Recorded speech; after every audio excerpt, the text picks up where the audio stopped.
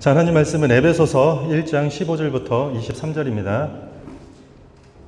자, 오늘 하나님 말씀은 에베소서 1장 15절부터 23절입니다.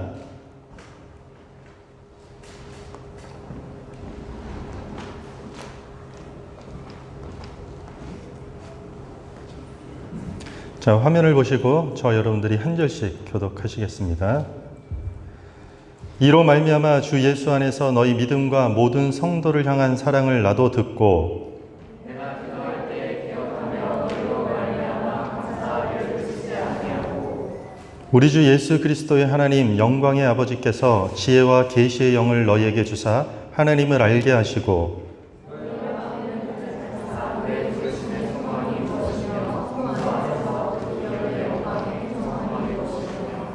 그의 힘의 위력으로 역사하심을 따라 믿는 우리에게 베푸신 능력의 지극히 크심이 어떠한 것을 너희로 알게 하시기를 구하노라.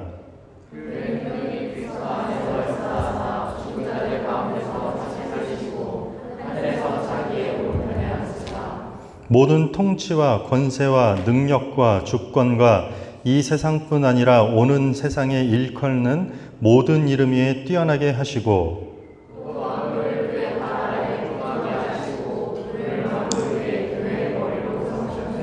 같이 읽습니다. 교회는 그의 몸이니 만물 안에서 만물을 충만하게 하시는 이의 충만함이니라. 아멘. 자, 오늘 말씀 제목은 놓치기 쉬운 본질, 놓치기 쉬운 본질이라는 주제로 하나님 말씀을 증거하도록 하겠습니다. 한국 사람들이 전 세계 많이 흩어져 살고 있습니다. 그렇죠? 외교통상부에 따르면은 저희가 178개국에 흩어져 살고 있는 민족이래요. 그리고 해외에 거주하는 인구수가 700만 명이라도 나 된대요. 굉장히 많죠. 700만 명이니까.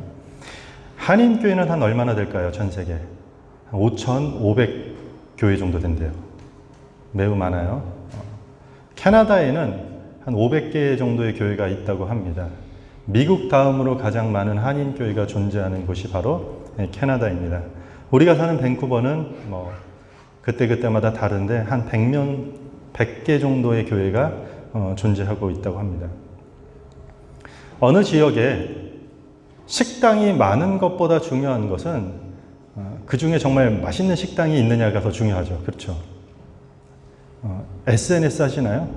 SNS 팔로워 수가 많은 것보다 중요한 건 그 중에 정말 나를 믿고 신뢰할 만한 친구가 있냐라는 것이 더 중요한 것이에요. 마찬가지로 많은 이민교회들이 있어요. 많은 지상의 교회들이 있어요. 이 많은 교회 중에 정말 교회다운 교회가 존재하느냐라고 묻는 질문은 반드시 우리가 신앙생활하면서 물어야 되고 생각해 봐야 되는 질문 중에 하나예요. 왜냐하면 이민교회는 많지만 전 세계적으로 이민교회 성도들은 계속해서 급격하게 줄어가고 있는 현실이에요. 물론 한국교회의 상황도 마찬가지예요. 과거에는 외롭고 힘든 타국 생활, 그러니까 객지 생활하는데 교회가 힘이 됐고 교회가 위로가 되어서 많이 의지했어요. 그래서 이민교회를 통해서 위로도 얻고 힘도 얻었는데 어느 순간부터는 이민교회는 마치 술자리에서 술안주처럼 씹어대는 안주거리가 되었고 씹기 좋은 대상으로 전락했어요. 심지어 최근에는 젊은 이민자들 사이에서는 피해야 될 곳 중 하나가 교회가 되는 이런 안타까운 현실이 되었다는 것이에요. 교회가 정체다, 교회가 위기다, 이런 말들은 이미 10년, 20년 오래된 말들이 되었을 뿐이에요. 이렇게 교회가 힘든 시기에 많은 교회들이 이 위기를 이겨내기 위해서 다양한 변화에 이런저런 시도를 하고 있어요. 많은 시도를 교회가 하고 있어요. 특별히 한국을 비롯해 전 세계에서 이미 20년 전부터는 구도자 중심 예배라는 것들이 도입됐어요. 구도자 중심이라는 것은 청중 중심이에요. 그러니까 설교를 듣는 사람들 중심의 예배라는 뜻이에요. 그러니까 예배의 중심이 하나님이 아니라 듣는 사람들 중심이라는 뜻이에요.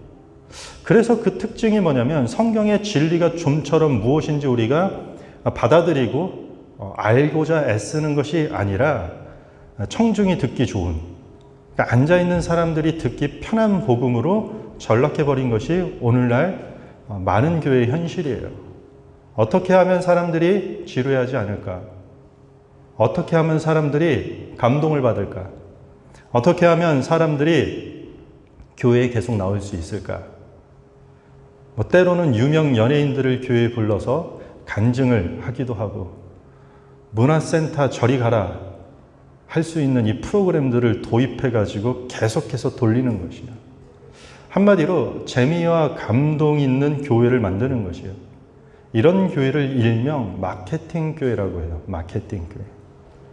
성경이 전하는 하나님의 심판, 성도의 고난, 예수 그리스도의 십자가와 같은 이런 메시지는 청중들이 듣기에 조금 부담스럽고 조금 거부감 들기 좋은 메시지이기 때문에 그런 내용 말고 누구나 좋아하는 축복, 누구나 좋아하는 은혜, 누구나 좋아하는 여러분들 반드시 구원받았습니다. 이런 얘기들만 전하자라는 취지예요. 교회가 뭔지 모르고 교회가 왜 존재하는지 모르는 상태에서 이런저런 다양한 시도들과 방법들만 동원해가지고 사람들을 교회에 나오게 하는 일이 마치 교회의 본질이 돼버린 것 같아요. 어떻게든 해서 사람들을 불법만 저지르지 않으면 된다. 최선을 다해서 사람들을 교회로 끌어모이자. 이게 교회의 본질이 된 것 같아요. 오늘 시대를 보면. 혹시 여러분들 중에서도 교회는 다양한 방법들을 통해서 사람들을 교회로 데려오는 것이 주님이 기뻐하는 영혼 구원이고 그게 교회에서 강조하는 전도가 되는 것이고 이것이 곧 교회의 본질이라고 여러분들도 혹시 생각하십니까? 그렇게 모인 사람들에게 교회는 최대한 감동을 주고 위로를 주기 위한 시간이 이렇게 예배 시간이라고 여러분들 혹시 생각하고 있습니까? 교회가 무엇이고 교회가 왜 존재해야 되는지, 즉 교회의 본질이 무엇인가를 설명하는 면에 있어서는 오늘 우리가 읽은 에베소서가 아주 중요한 역할을 하고 있어요. 흔히 우리는 에베소서를 교회론이라고 얘기할 수 있어요. 그러니까 교회에 대한 아주 명확한 이야기를 하고 있어요. 특별히 저희가 오늘 읽은 내용은 교회의 본질 자체가 어떤 곳인지를 이야기해 주는 내용이에요. 에베소 교회예요. 에베소라는 도시에 있는 교회의 이야기예요. 그 교회도 문제가 있었어요. 그런데 에베소서 전체를 보면 정확하게 그 문제가 무엇인지 제시하고 있지는 않지만 외부의 환경에 의해서 교회가 위기가 생긴 것이에요. 어려움 때문에 교회가 지금 고군분투하고 있어요. 신앙 안에서. 교회가 위기라고 할 때, 교회가 정체라고 할 때 무엇이 필요할까요? 성경에서 무슨 얘기를 해주면 가장 좋을까요? 위기와 이런 침체를 이길 수 있는 방법이 드러나면 참 좋겠죠. 그렇지 않아요? 교회가 위기잖아요. 우리 지금 한국의 대학가에는요, 캠퍼스에 교회 다니냐고 물어보면요, 1% 미만이에요, 이제는. 교회를 한 번도 가보지 않은 사람들이 99%가 가까이 됐어요. 교회가 위기라고 할 수 있겠죠, 이런 걸 보면. 이런 시기에 우리가 말씀 안에서 하나님 이 위기를 어떻게 극복하면 좋겠습니까? 하나님 이 교회 정체를 어떻게 이겨내면 좋겠습니까? 라고 물을 때 성경이 이러이러한 방법으로 문제를 극복해 라고 말하면 참 좋을 것 같아요. 에베소 교회도 마찬가지예요. 그렇게 물어보면 이런 대답을 해주면 참 좋을 텐데 전혀 다른 이야기래요. 그런 방법들을 성경이 에베소서뿐만 아니라 주로 얘기해 주지 않는 성격을 갖고 있어요. 오늘 본문을 보면은 성령께서 우리를 깨닫게 하심을 위해서 기도한다고 얘기하고 있어요. 그러니까 우리가 위기예요, 교회가. 그리고 교회가 어려워요.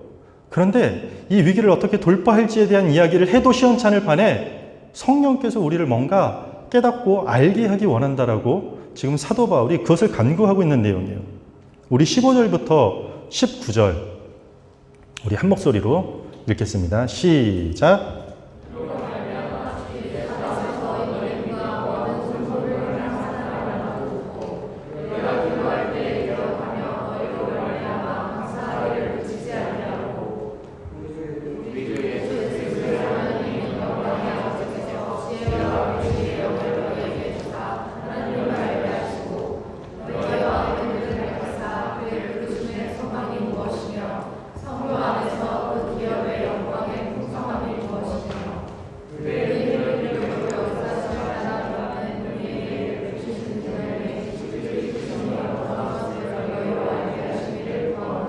아멘. 사도 바울이 지금 위기의 에베소 교회에 편지를 썼는데 특별히 그들이 무언가를 알기를 위해서 기도하는 내용이 일부예요. 우리 17절과 지금 19절에 보면은 동일하게 나오는 게 있어서 성도들이 뭔가 알도록 뭔가를 간구하다고 얘기했어요. 알기를. 그런데 17절에 보면은 그것이 뭐냐면 지혜와 계시의 영을 너희에게 주사 하나님을 알게 하시고 있다. 지혜와 계시의 영을 줬다라는 말은 무슨 말이냐면 마음과 경험으로 하나님의 위대한 진리를 알게 된다라는 것이요. 한마디로 교회 안에 성도들이 무엇을 반드시 알아야 된다라는 것이에요. 근데 그것이 뭐냐면 오늘 우리가 읽었던 성경 내용을 보면 부르심의 소망이 무엇인지, 성도 안에서 그 기업의 영광의 풍성함이 무엇인지, 그의 힘의 위력으로 역사하심을 따라 믿는 우리에게 베푸신 능력의 지극히 크심이 어떠한 것인지 알게 해달라는 것이에요. 이게 무슨 말인가요? 분명한 건 교회의 위기, 교회의 영적 침체를 이길 수 있는 방법을 알게 해달라고 기도하고 있지 않아요. 뿐만 아니라 우리가 당한 이 위기가, 우리가 때로 겪고 있는 이 아픔과 이 고난의 역경이 어떤 이유 때문인지 성령님 알게 해주세요라고 기도하는 것도 아니에요. 그렇다고 그 위기 속에 나타난 절망과 슬픔과 고난이 도대체 어떻게 하나님 나라에 유익합니까? 하나님 나라에 이런 일들이 어떻게 좋은 선한 영향을 미치겠습니까? 이것 좀 저에게 선명하게 알고 깨닫게 해달라고 기도하는 것도 아니라는 것이에요. 사실 우리는 위기의 순간에 위기를 돌파하는 방법, 왜 이런 시련이 나에게 오고 있는지에 대한 이유, 어떻게 이 고난이 지금 이 순간에 하나님 나라에 유익한 것인지 이런 것들을 알게 해달라고 우리는 관심 갖기가 일쑤예요. 그런데 성경은 하나님께서 우리를 성도로, 우리 조금 전에 찬양 불렀죠. 내가 너를 지명하여 불렀나니 너는 내 것이라. 하나님이 우리를 자녀로 부르셨고 성도들에게 주어진 것들이 얼마나 영광스러운 것들인지, 그 모든 일들이 우리가 아닌 하나님께서 베푸신 놀랍고 크신 능력이 된다라는 것들을 깨달아 알아야 된다라는 것이에요. 어떻게 들으면요, 너무 좀 추상적으로 들릴 수도 있어요. 우리 아이를 기르는 부모님들은 한 번쯤 겪어봤을 것이에요. 아이가 어릴 때 예방접종 주사를 맞으러 가면 아이는 병원 입구만 가도 냄새를 맡는지 기를 잘하는지 막 울기 시작해요. 주사 맞기 싫어서. 그럼 보통 어떻죠? 엄마나 아빠의 무릎 위에 앉혀요. 그리고 있는 이껏 팔다리를 잡아요. 아이가 더 통곡하죠.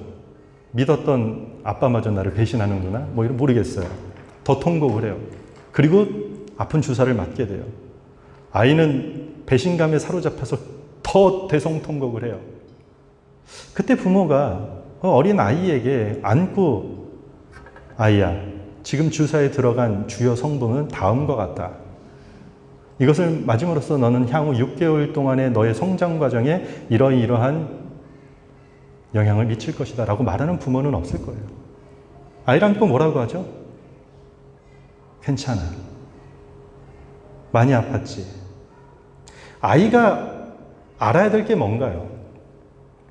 이 아이가 알아야 될 게 뭔가요? 이 모든 게 다 아이를 위한 것이라는 것을 알아야 되는 것이에요. 너무 추상적이긴 하지만 이 아이가 그걸 알아야 돼요, 먼저. 도대체 왜? 라고 묻기 전에 다 나를 위한 것이구나라는. 교회와 성도도 마찬가지예요. 우리의 위기와 고난이 도대체 무슨 이유 때문인지 모를지라도 우리를 향한 하나님의 사랑과 놀라운 계획이 있다라는 것을 알아야 되는 것이요. 내가 겪고 있는 위기와 이 고난이 의미 없는 것이 아니라는 것을 우리가 깨달아야 되는 것이요. 마치 큰 질병의 고통을 피하기 위해서 작은 주사바늘의 고통이 반드시 의미가 있다라는 것을 우리가 알듯이 말이에요. 교회 위기가 닥쳐도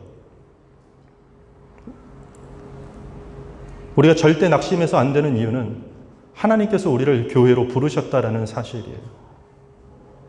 우리가 두 발로 자원해서 우리 마음이 오고 싶어서 아니면 자의반 타의반 여러 상황으로 왔다 할지라도 여기까지 온 것은 하나님의 부르심이라는 것이에요. 우리를 강제적으로 부르시지 않아요. 머리끄댕이를 잡고 교회에 앉히는 하나님이 아니에요. 기다리셔서 우리의 마음을 조금씩 움직이게 하셔서 우리를 부르셨다라는 것이에요. 그리고 영광의 기업을 소유하게 했다라는 것이요. 우리는 하나님의 자녀라는 것이요. 때론 교회가 제대로 하나님의 사명을 다 감당하지 못할지라도 교회를 통해서 하나님께서 그분의 일을 반드시 이룬다라는 그 사실을 우리가 알아야 되는 것이요. 그런데 이 사실을 알게 된다고 예배가 끝나고 우리가 다시 삶으로 돌아가면 세상이 좀 달라져 있던가요? 이전에 교회에 기독교 신앙에 적대적이었던 사람들이 갑자기 호의적으로 바뀌나요? 우리가 하나님께서 우리를 부르셨고 우리가 영원한 기업을 소유하고 지극히 크신 능력의 하나님이 우리를 통해 그분의 뜻을 이루신다는 사실을 알게 되었다고 세상이 좀 달라졌나요, 여러분들?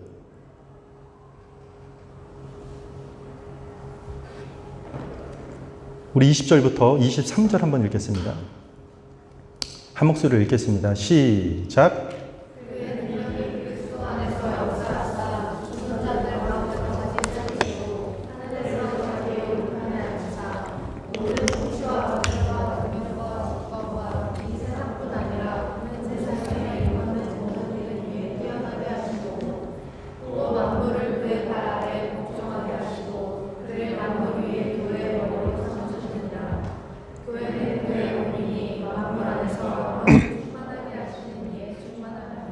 아멘.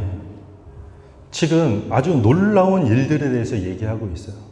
어쩜 그리스도인들이 바라고 고대하는 모습이에요. 이런 영광스러운 일들, 하나님께서 세상에 일컫는 모든 이름 위에 뛰어나게 한대요. 그리고 만군이 그 발 앞에 복종하는 일들을 여러분들 이거 목격하시나요? 세상을 한번 보세요. 이런 일들이 우리 세상 속에서 사회 가운데 일어나고 있나요? 우리가 접하고 있는 정치, 사회, 경제, 문화에서 하나님의 이름이 모든 이름보다 뛰어나다고 세상이 외치고 있나요? 아마 아닐 거예요. 세상은 마치 죽으면 모든 것이 다 끝인 것처럼 살고 있어요. 인생은 특별한 의미나 특별한 목적이 없는 것처럼 살아요. 모든 것은 다 그냥 우연으로 이루어진 것처럼 자신의 쾌락만을 위해 살아가면 마치 행복이 보장되는 것처럼 사람들을 부추기고 사람들은 그렇게 살아가고 있어요. 그러면서도 너무나도 아이러니한 것은 죽음 앞에서 다 두려워해요. 아무 의미 없다라는 것을 사람들은 견디지 못해요. 자기만을 위한 삶에서는 막상 행복의 만족도가 현저히 떨어지고 있음에도 불구하고 절대적인 하나님을 믿지 않는다고 거부하고 있어요. 절대로 하나님의 이름을 높이고 살아가지 않아요, 사람들은. 하나님이 지으신 세상 속에서 하나님을 부정하는 것을 우리는 더 많이 목격하고 있는 게 사실이에요. 도대체 하나님의 이름이 모든 이름 위에 뛰어나게 되고 세상이 그리스도 발 아래 복종하게 되는 일, 도대체 이런 일들은 언제쯤 일어날까요? 언제쯤 이런 일들이 교회가 우리 그리스도인들이 기대하고 바라는 거 아닌가요? 언제쯤 일어나면 좀 우리가 어깨 좀 펴고 세상 속에서 좀 부끄럽지 않게 우리를 무시하고 천대하고 때로는 야, 너네 뭔가 속고 있는 것이야. 우리를 아주 미련하게 바라보는 외부에 좀 얘기할 만 나지 않을까요? 교회가 커졌을 때 그런 일들이 일어날까요? 교회에 많은 사람들이 모였을 때 그런 일이 일어날까요? 교회가 어떤 문화를 주도할 때 그런 일들이 일어날까요? 기독교가 힘이 엄청 세져서 한 나라의 국교로 정해졌을 때 그런 일들이 일어날까요? 이런 일들은 역사 속에서 이미 여러 번 반복됐으면서도 불구하고 모든 열방과 세상이 하나님께 영광을 돌리는 일들은 단 한 번도 일어나지 않았어요. 얼마나 더 많은 그리스도인들이, 얼마나 더 많은 교회가 더 많이 노력하고 더 많이 애쓰면 이런 일들이 일어날까요? 우리는 교회가 위기이기 때문에 이런 일들을 소망하기 위해서 너무 많이 애쓰려고 하고 있어요. 다양한 프로그램을 도입하고 오죽하면 구도자 중심 예배라는 게 나왔겠어요. 앉아있는 사람들 마음이라도 어떻게 좀 달래볼까?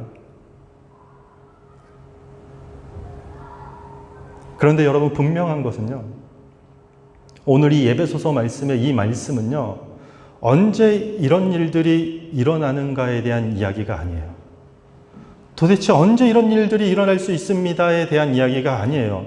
이 말씀은 어디서 이런 일이 일어나는가에 대한 이야기예요. 언제 도대체가 아니라 도대체 어디서 이런 일들이 일어나는가에 대한 이야기예요. 하나님의 통치와 권세와 능력과 주권이 모든 이름 위에 뛰어나심이 교회에서만큼은, 성도들의 삶에서만큼은 반드시 외쳐지고 선포되어져야 된다는 이야기예요.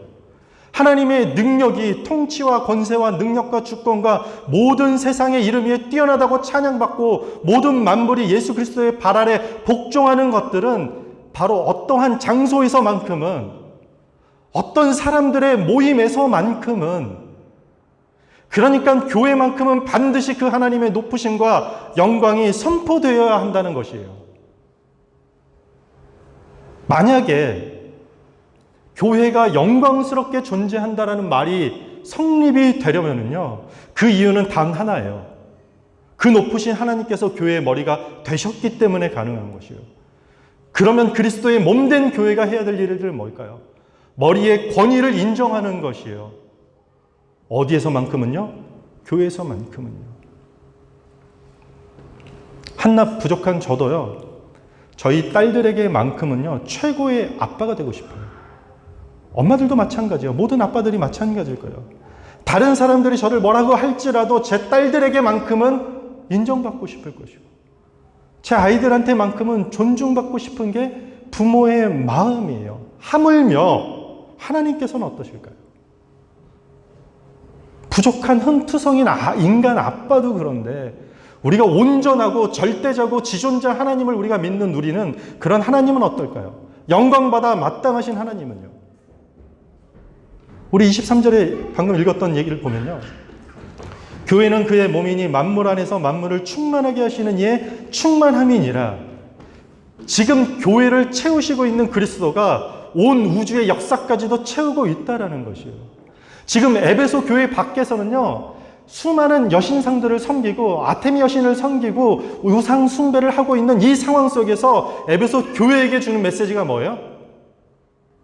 그 위기를 이겨내기 위해 밖에 나가서 무엇을 하라가 아니에요.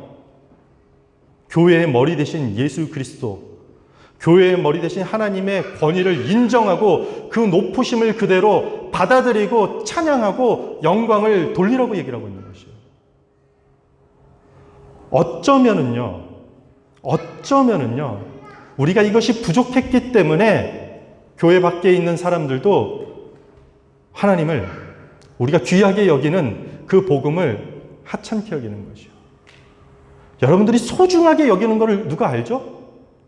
그 사람한테는 소중하지 않아도요, 그걸 함부로 하지 못해요. 돼지에게 진주를 주지 말라라는 말은 아무에게나, 복음을 모르는 사람들에게 복음을 주지 말라라는 의미가 아니라 우리가 그 복음을 하찮게 다루지 말라라는 의미예요. 교회가 교회되어야 됨에 있어서 우리가 교회의 머리 대신 하나님을 우리가 너무 쉽게 소홀히 경히 여기지 말라라는 것이에요. 세상이 예수를 조롱하고 폄하하고 그분의 영광됨을 모욕하고 거역할지라도 교회는 그리스도의 몸이에요. 우리가 모여있기 때문에 교회가 아니라 교회의 머리 대신 하나님이 주인이시기 때문에 가능한 이야기예요. 그리고 교회의 머리이신 그리스도는 온 우주를 채우고 있다라고 얘기하고 있어요. 그래서 반드시 교회만은 그 하나님의 영광을 마땅히 높이 찬양하고 그 하나님의 위대하심을 선포해야 하는 곳이에요. 이게 교회의 본질이에요. 이게 교회의 존재 목적이에요. 교회가, 그리스도인들이 이것을 놓치면 안 돼요. 기독교를 마치 하나의 어떤 매력적이고 어떤 흥미로운 하나의 대안으로 제시하듯이 사람들을 교회로 끌어오는 것이 아니에요. 골로새서 2장 8절입니다. 같이 읽겠습니다. 시작.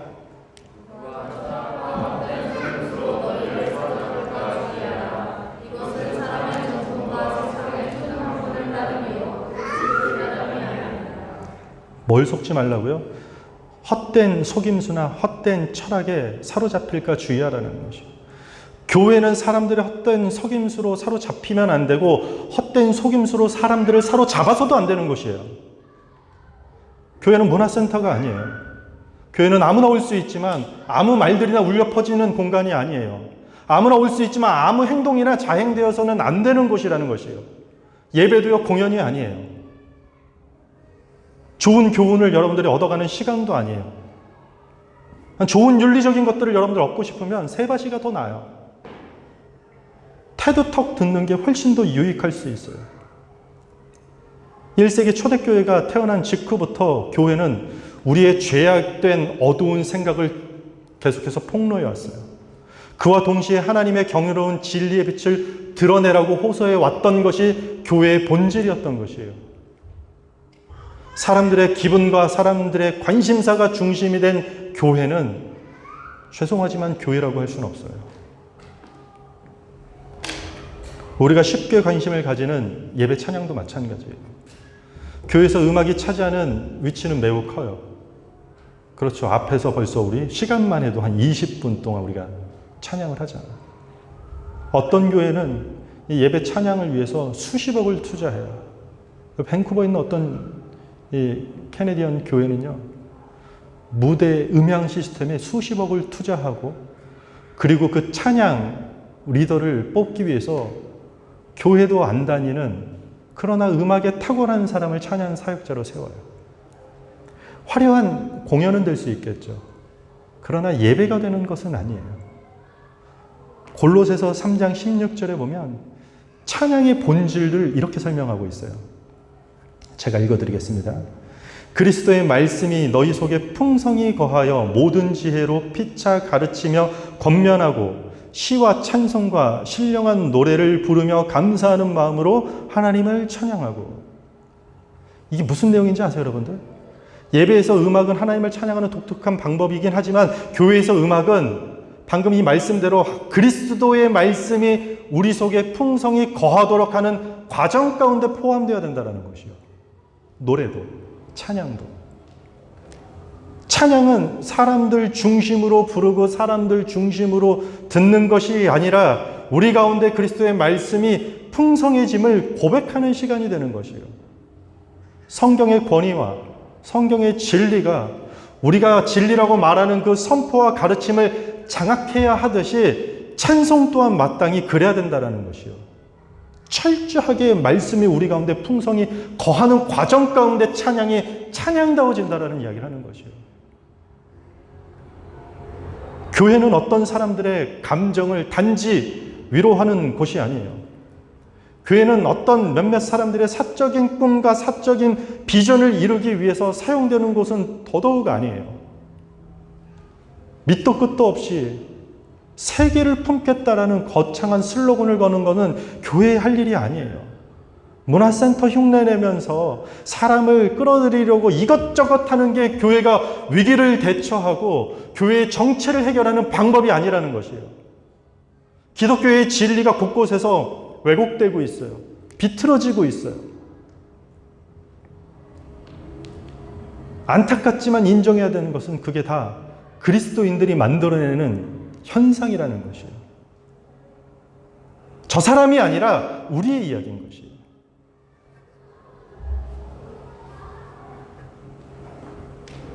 교회에서만큼은 하나님께서 교회의 머리가 되었다라는 그 특별한 영광스러운 교회에서만큼은 모든 세상의 이름보다 주님의 이름을 우리가 높이 찬양하고 진리의 말씀을 외치며 따르는 그 교회의 본질을 우리가 놓치지 않길 바랍니다. 사회적으로 문제가 되는 그리스도인들 때문에, 그런 교회들 때문에 우리 신앙이 공격받을 때가 있어요. 너무 많죠. 물론 기독교인의 잘못에 대해서는 우리가 반성해야 돼요.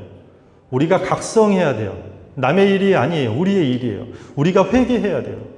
하지만 세상 사람들의 입장을 이해한다라는 정도가 너무 지나쳐서 함께 기독교를 공격하고 그 말에 동조하고 하나님의 이름을 모욕되게 해서는 안 된다는 것이에요. 교회의 가장 귀한 본질을 놓치게 된다는 것이에요. 찰스 스펄전이라는 목사님이 본인의 책에서 이런 표현을 쓴 적이 있습니다. 사자가 공격을 받고 있다면 사자를 보호하려고 할 필요가 없다. 당신이 해야 될 일이라고는 우리 문을 열어서 사자가 밖으로 나가도록 하는 것일 뿐이다. 사자가 공격받고 있다면 사자를 보호할 필요가 없다는 것이죠. 우리 문을 열어서 사자가 마음껏 나가서 사자의 용맹스러움을 나타낼 수 있게 문을 열라라는 것이죠. 교회 위기예요. 교회가 정체라고 하고 있어요. 영광의 하나님이 공격받고 있으니까 우리가 보호해야 된다고요? 말씀이 공격받고 있으니까 사람들의 눈과 귀를 즐겁게 해주는 말들과 사람들의 구미에 맞는 이벤트들로 말씀을 보호한다고요? 이게 본질을 놓치는 것이에요. 교회는 문을 열어 진리의 말씀이 선포되도록 하는 곳이에요. 모든 이름 위에 뛰어난 주님을 찬양하고 그 능력의 주님 말씀이 교회 공동체 가운데 강력하게 임재하도록 교회는 문을 활짝 여는 것이요. 말씀의 문을 여는 것이요. 교회에서만큼은 반드시 이러한 일들이 지속되어야 되는 것입니다. 하나님께서 마땅히 높임 받으시는 그 당연한 그 마땅한 일들이 계속 진행되어지는 것입니다. 그게 교회의 본질이에요. 교회를 둘러싼 상황이 어렵다 보니까 우리가 쉽게 본질을 놓쳐요. 이해는 돼요. 교회가 마치 사람들의 필요를 충족시켜주는 존재로 전락하고 있어요. 교회는 인맥 쌓는 장소, 정착 서비스 도와주는 곳, 각종 프로그램이 넘치는 곳, 지역 정보를 많이 얻을 수 있는 곳, 볼거리가 많은 곳, 내 마음에 드는 말만 쏙 해주는 곳이라면 그곳은 더 이상 교회가 아닙니다. 교회는 사람 중심이 아닌 하나님 중심이 되는 곳입니다.